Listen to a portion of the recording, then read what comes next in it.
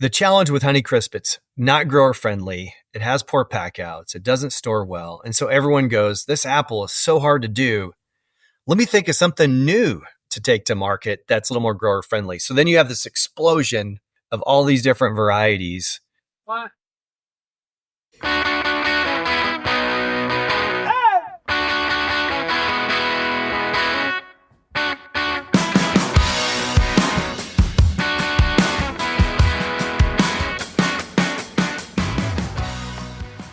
Have you ever wondered what's going on with all these apple varieties and Cosmic Crisp, the new variety that you're seeing everywhere? Well, we're digging into it this week, talking to Wes Mathison, who is the president and CEO of Stemilt Growers.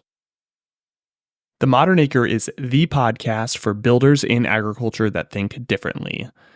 If you want to dig deeper with The Modern Acre, you can check out our membership community, The Modern Acre Co-op, where Tim and I do exclusive audio content every week talking about our picks of the week, stuff that we're into, stuff we're reading, and the news of the week. So be sure to check out, join The Modern Acre Co-op. The link is in the show notes. The Modern Acre is presented by Corteva Agriscience. Corteva combines industry-leading innovations, high-touch customer engagement, and operational execution to profitably deliver solutions for the world's most pressing agriculture challenges. Corteva generates advantaged market preference through its unique distribution strategy, together with its balanced and globally diverse mix of seed, crop protection, and digital products and services. With some of the most recognized brands in agriculture and a technology pipeline well-positioned to drive growth, the company is committed to maximizing productivity for farmers while working with stakeholders throughout the food system as it fulfills its promise to enrich the lives of those who produce and those who consume, ensuring progress for generations to come. All right, guys, I am handling this intro solo because I'm just such a good brother. Tim is busy with a new baby, has a toddler as well. If you know, you know. So excited to jump into this conversation. We had a great conversation with Wes Mathison of Stemilt, and man, we nerded out on the business of apples on this podcast. If you want to hear about a family business that has evolved, that has really been innovative with varieties of apples, we hear the story of the Cosmic Crisp, how Stemilt is thinking about labor.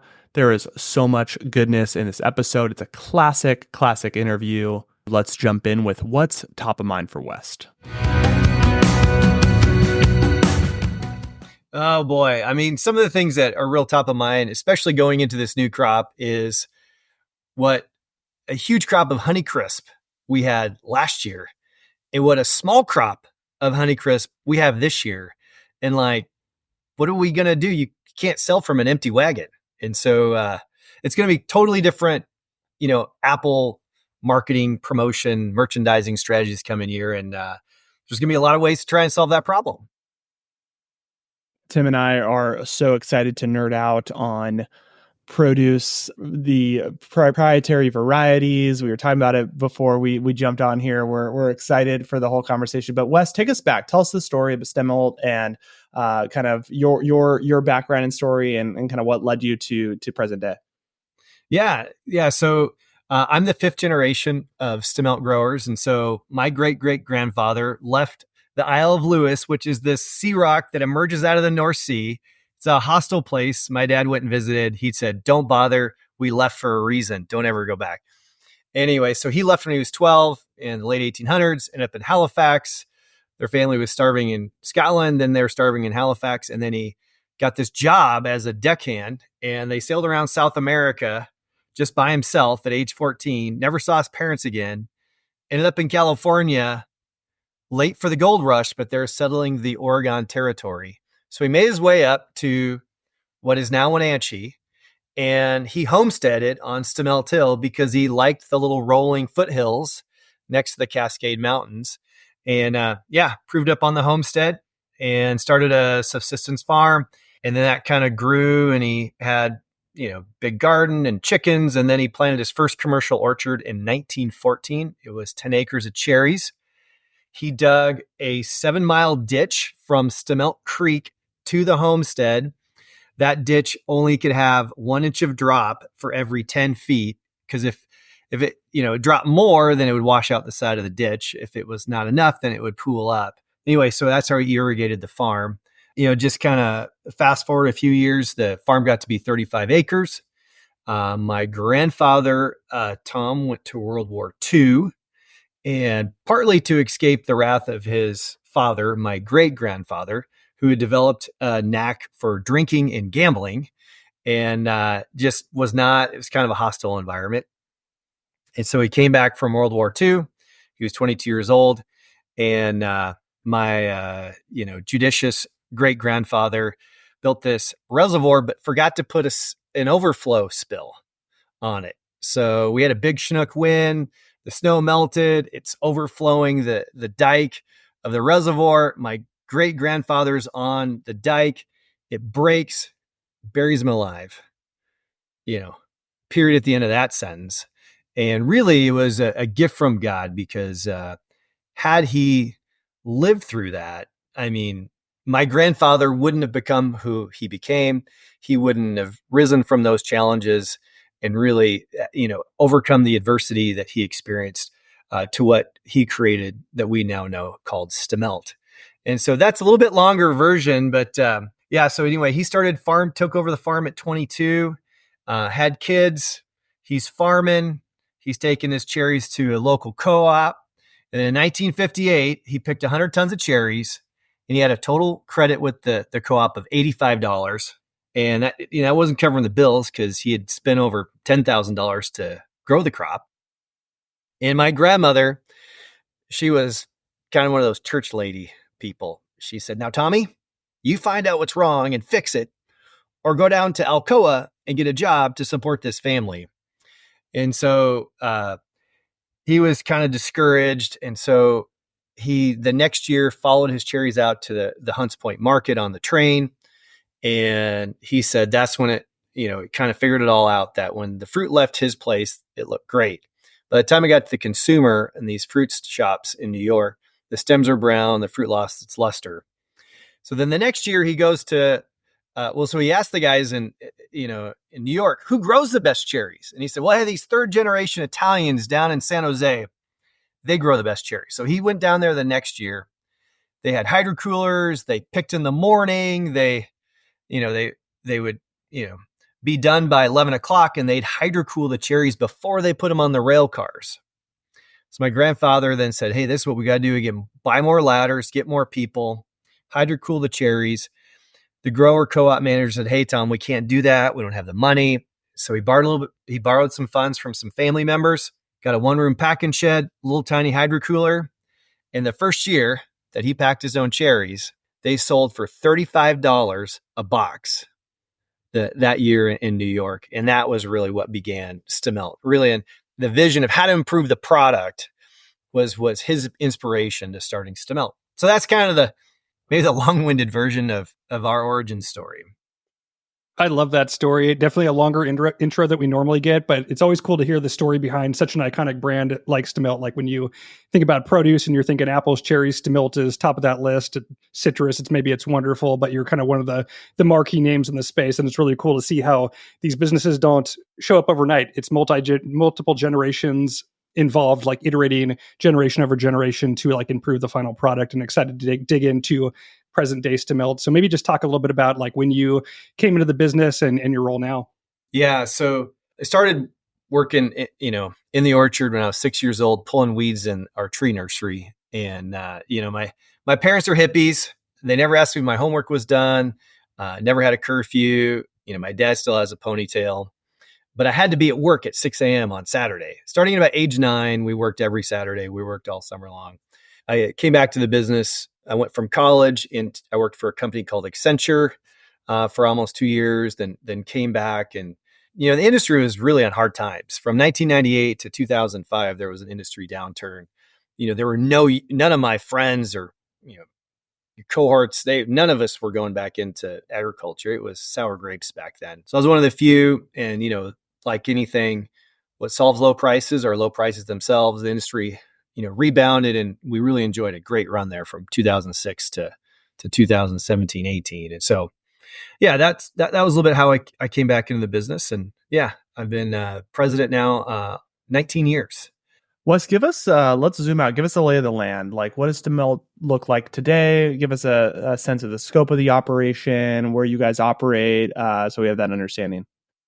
Yeah. So basically, we're a grower, packer, and marketer. And so when I kind of look at Stemilt at very top line and who comprises the business and the ownership of the actual orchards and taking the risk, there's basically five major families within Stemilt. You've got the Mathison family, and then the Denadai family. They're the owners of Crunch Pack and Dovex. And so we acquired their fresh business back in 2009 with stock. So they became a minority partner.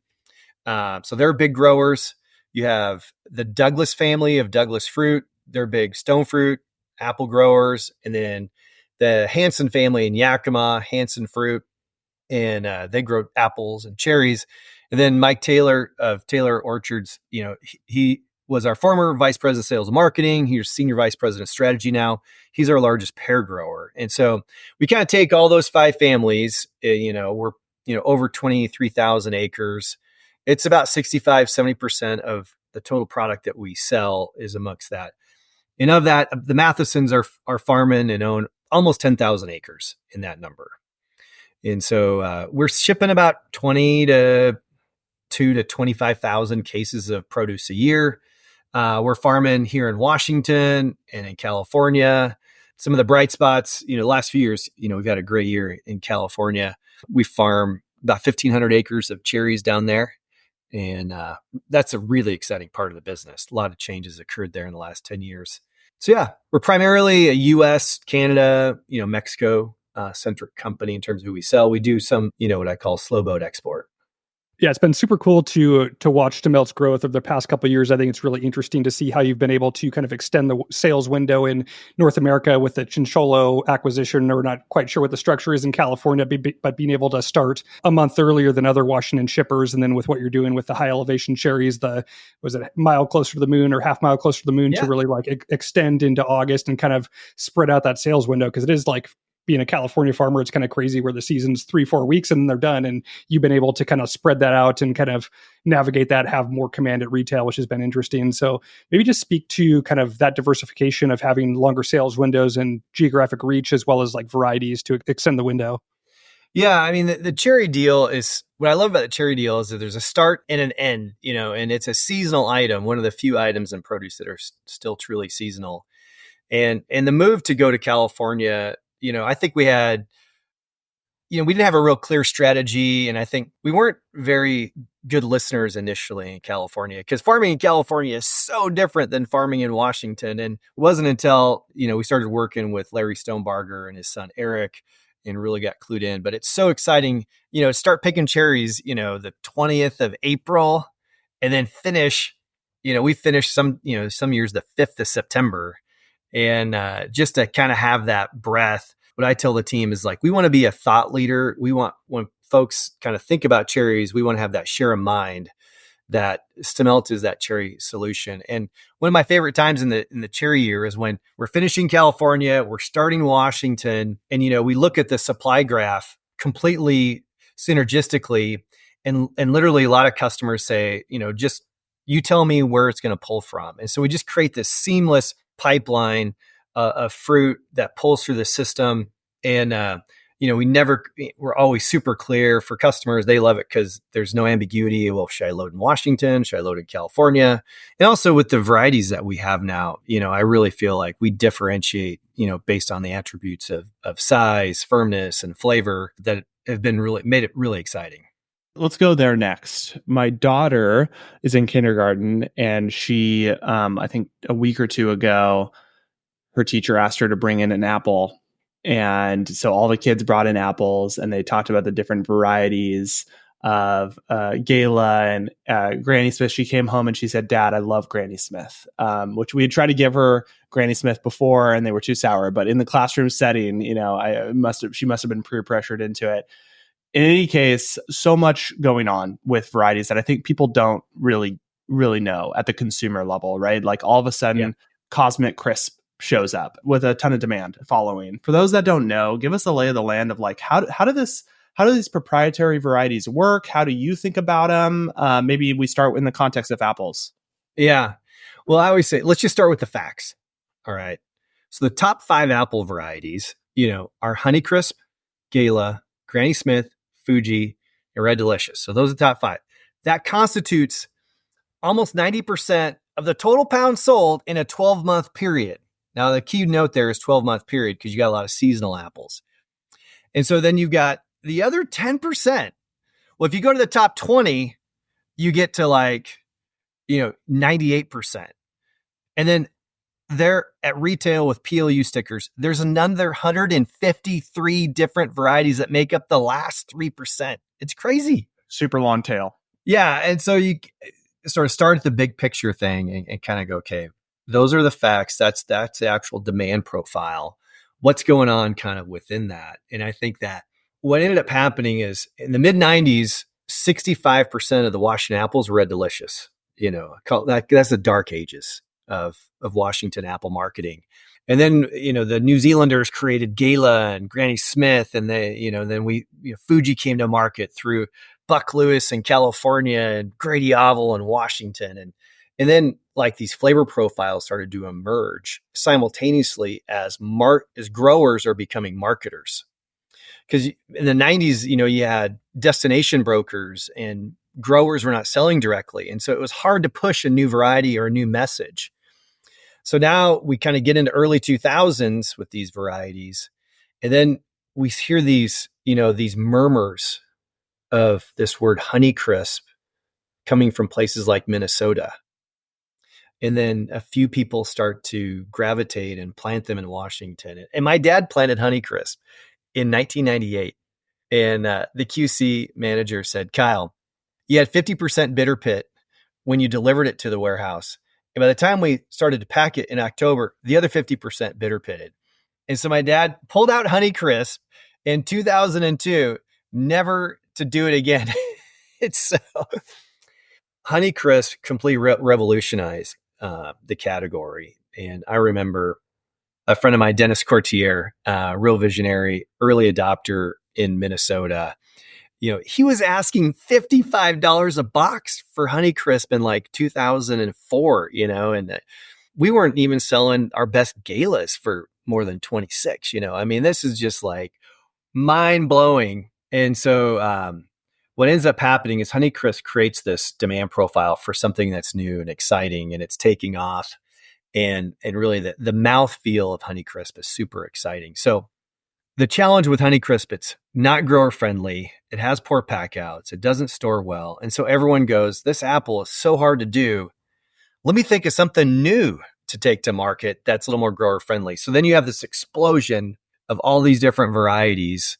And I think that period of the industry is coming to a close because you now have the tidal wave of Cosmic Crisp coming along that's great eating, but also from a horticulture perspective, more efficient, got consistent yields, high pack outs, good storability. So the break-even cost of Cosmic Crisp is a lot lower than a lot of these other varieties, especially Honeycrisp. And so economics going to play all that out. Who developed Cosmic Crisp and how does that work between proprietary ownership versus it being publicly available? Can you, I don't understand that perfectly.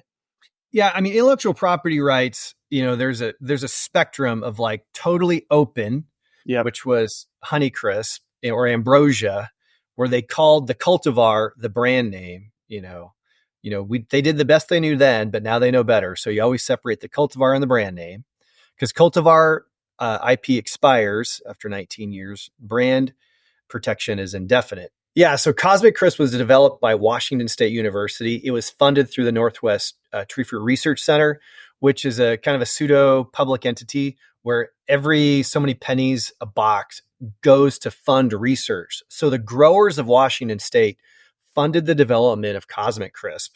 And so in order to release it in a way that was equally unfair to everybody, they only allowed Washington growers to grow it because we funded it. And I think they're going to give they've already starting to license other locations, but gave a Washington a head start. And then you had to be a Washington State grower.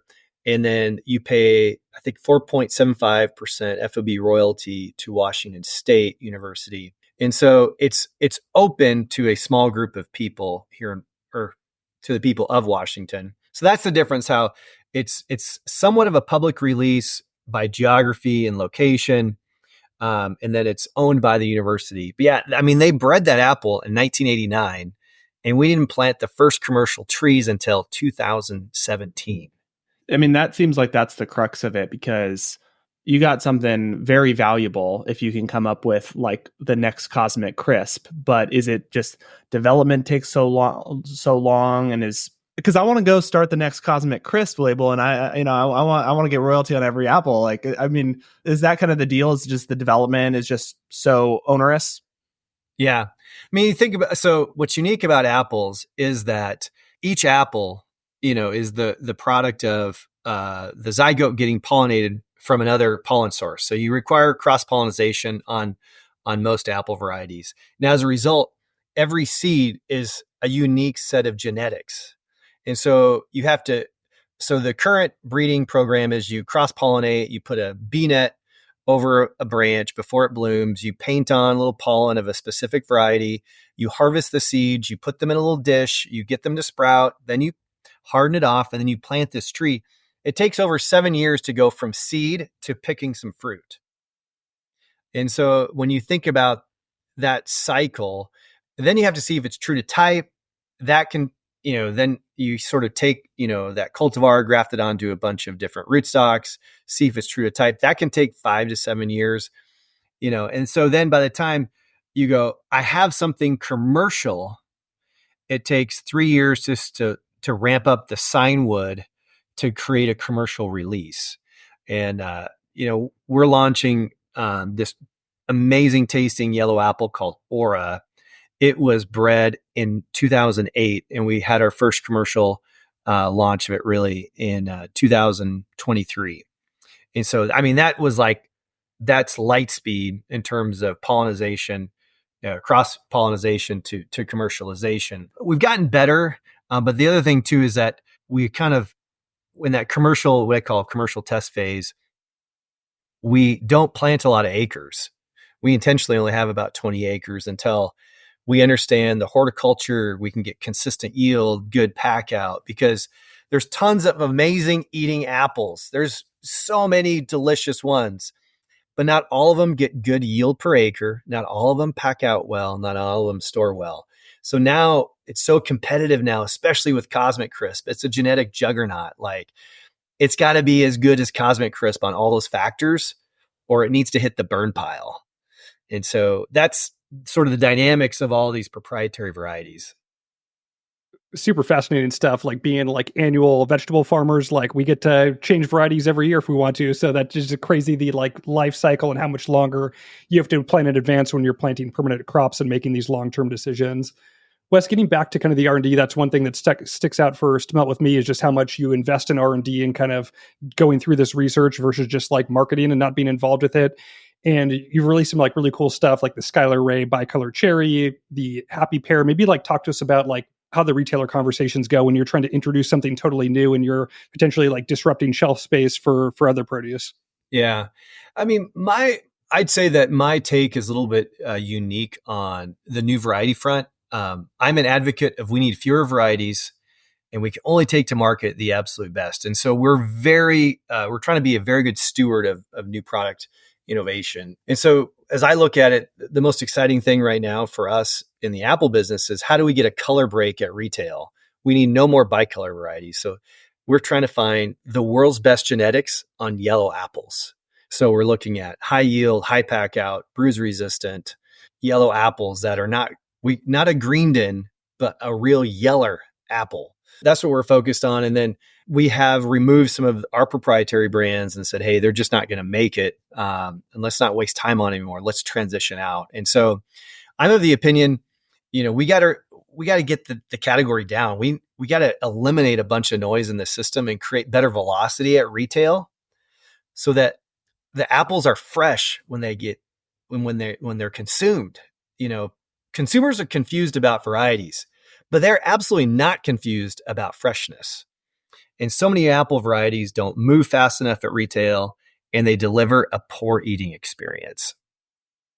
Wes, there's been a lot of like talk in the market right now, just the farm economy, farm income down. Kind of what's your perspective on farm economy right now and how that's affecting your business?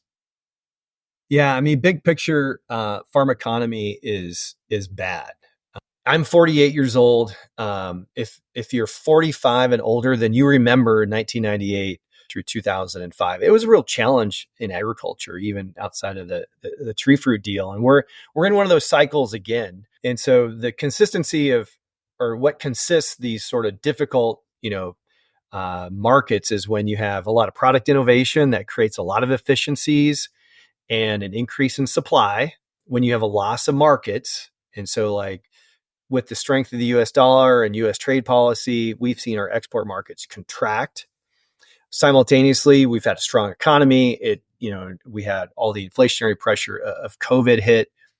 And so, and also we've come out of this period of really cheap interest rates. There's a supply demand element of that. And so when the cost of money is low and you think about permanent crops are long-term investments, they require a lot of capital. And they have this historical positive cash flow. Permanent crops have attracted a lot of capital through the last 10 years. And so as a result, we're seeing an increase in supply, a decrease in demand, and an inflationary pressure on costs. And so that's really big picture what's making up the challenges of the ag economy right now. Wes, want to move in a little bit of a different direction and talk about labor. You have this obviously like very complex operation. You have packing houses spread across Washington State and California. You have harvest crews covering all this acreage in different locations. Like, how do you manage that from one centralized location? A lot of different moving parts. What's the strategy around labor? Yeah, so in California, our strategy is more localized to the strategies that exist in California. Because in cherries, we're in and out of fields in 14 days. And so we really have to rely upon the infrastructure of the farm labor contractors.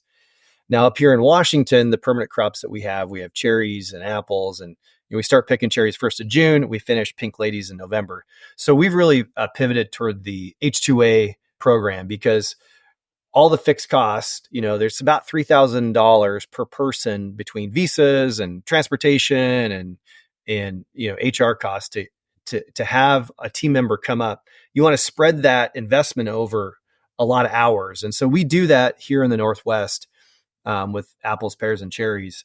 And so we look at, what's our labor needs by picker hours. And then we back into how many beds we have. So we have, 1,600 beds on our own farms. And so we're able to get the job done at the right time.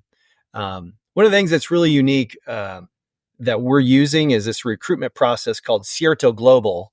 And I would just say that for anyone involved in the H2A program, there are 385,000 people on H2A contracts coming to the United States, but there's only 6 registered recruiters.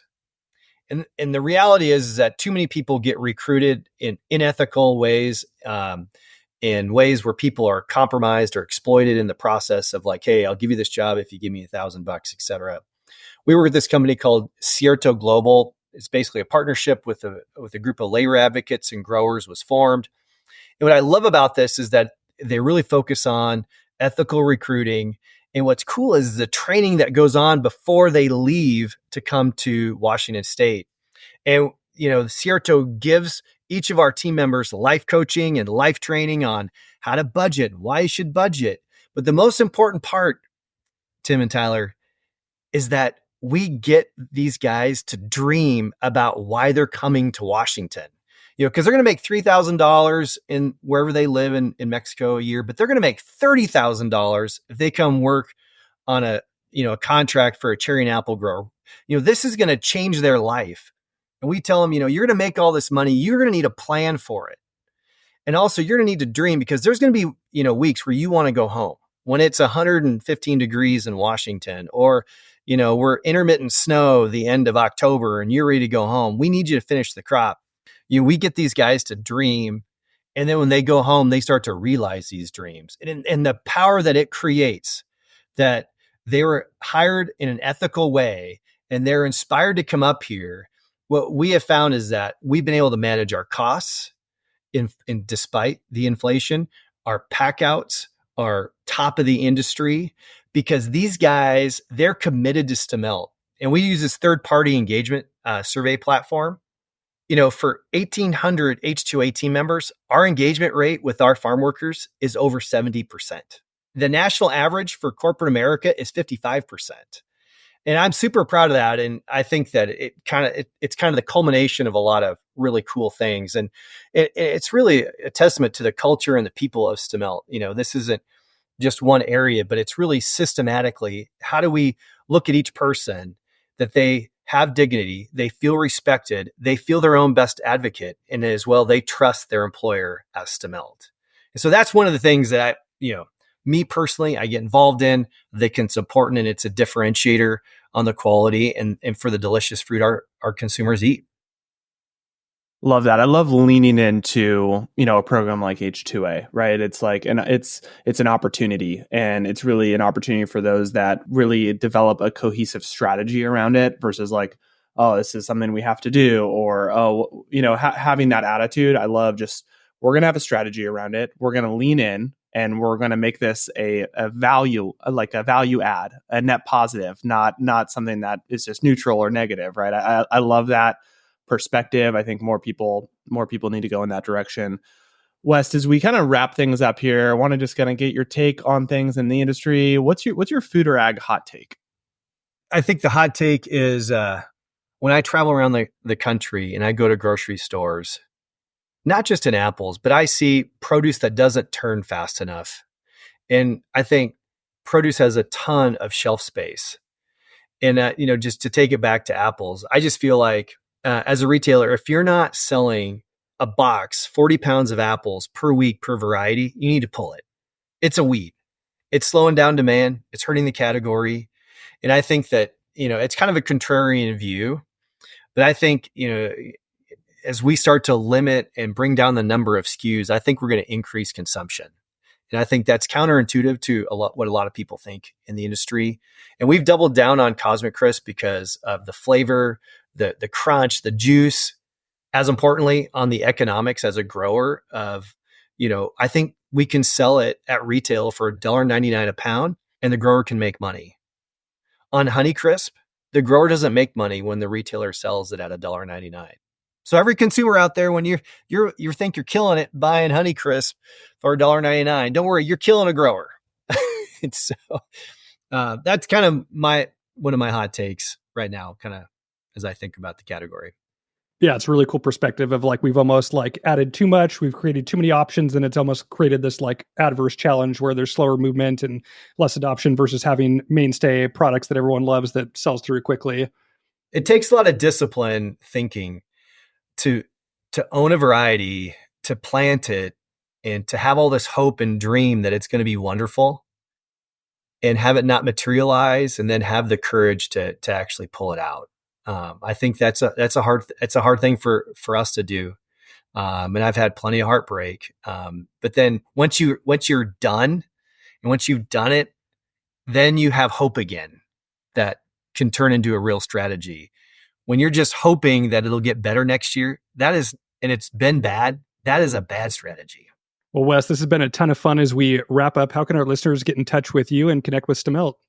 Yeah, so at Stemilt, we have a lot of Stemilters. That's what we call ourselves, Stemilters. Very active on LinkedIn. Of course, that I think is a fun way to kind of find out what's going on with us.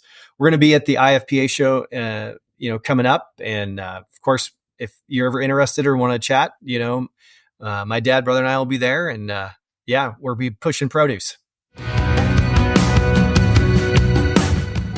Really, my only takeaway is who wants to partner on the next great apple variety? My email's open. If you want to start the next cosmic insert marketable name, I'm your guy. Let's do a joint venture. I'm in. These awesome apple varieties that you're able to control with IP. It's a perfect business. It's an awesome business. It just takes, 10 years. So give me a shout. But in all seriousness, great conversation. Hope you guys enjoyed that one with West. Check them out. Their link is in the show notes.